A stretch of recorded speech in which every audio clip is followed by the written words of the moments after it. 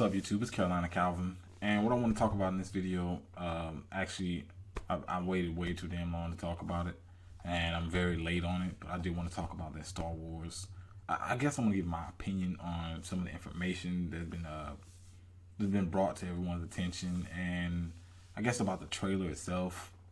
What little you can take away from that trailer. I'm gonna quickly go through some of the things that I personally dislike. There's some other things that some people decide to nitpick on and whatever. First is, and I'm kind of compare it to Battlefront 2, but Battlefront 2 had more to work with. Because of course this new one is only using the classic trilogy, while Battlefront 2 used the pre-trilogy and of course the classic. So they had more to work with in terms of ships and planets and whatnot. So I understand that this one won't have as many planets or maps. It's understandable. Still kind of mad that they don't have the pre-trilogy. And there's a lot of people that hate pre-trilogy. I personally don't like most of them. I like 3. 3 is okay, but majority, 1 and 2 were terrible. But the battles, I think you put those in a video game setting. So, for instance, Battle of Geonosis, that will work really well in a video game. I mean, look at Battlefront 2; it had that battle in there. So I think if you just using the battles, you're not using the story. That's why I don't get what people saying. It wasn't necessarily the battles in those movies. It was story, acting. Those were the problems with the movie. It wasn't the battles themselves. It wasn't the setting. It was the story and some of the dialogue. So it's kind of bummed that they won't have that the pre-trilogy in there, but I understand because the new movie is about to come out, because they also showed a trailer for that, which I liked a lot. They're trying to tie that using the most recent in terms of the chronological and the Star Wars timeline. They're trying to use the most recent things to of course. It is coming out around the same time in the movie, so it's going off the sales of both of them gonna help each other sell more, which both of them are gonna.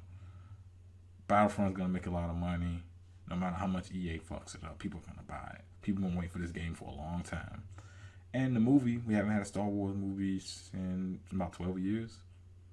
I don't know exactly, but it's been a while, and you got some of the original cast. People want to watch it just off that. That trailer they showed last time, people are going to watch it just because of that. Hell, the last 10 seconds of that trailer, if you haven't seen it, people are going to watch it because of that. Campaign, don't really care. I mean, sure, but the multiplayer is really good. Not too mad about that. Because the other one's campaign, while they did have campaign, wasn't really that great.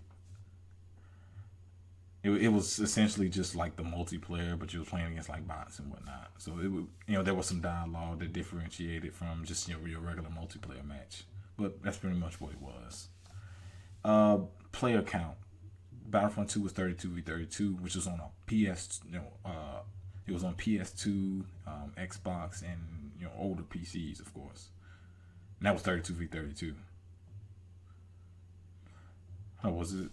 Well, I know on PC it was 32v32, but this next one's 20v20. Don't understand about that. They should at least got it up to 30. Somewhere in the 30 range, because it's 2015. You got higher player counts. Almost as a must, especially with games like Battlefield, especially if it's a large scale, which this is trying to be. I'm presuming it's trying to be. Galactic Conquest.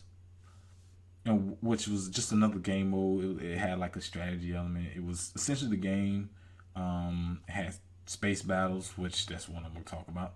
It had space battles, and it also had it was pretty much you and another faction, albeit AI controlled, or another player, and you were pretty much just going trying to take each other's planets. You had space battles in between. If your capital ships met up, you could use bonuses and buy different infantry and whatnot. Really fun. Infantry types, they said there will be no classes, which was a big thing in the other games. So it kind of takes away from teamwork. Although teamwork has been dying nowadays because people don't like playing on teams. People just in that Call of Duty mindset all the time. They took there's loadouts now, and heroes we only seen two. The other ones had the other games had heroes, but at least we know that heroes are going to be in this game. The ones they did show with Darth Vader and Boba Fett, pretty sure it's gonna be more than that. So only thing I really had a problem with was them exchanging classes for just loadouts.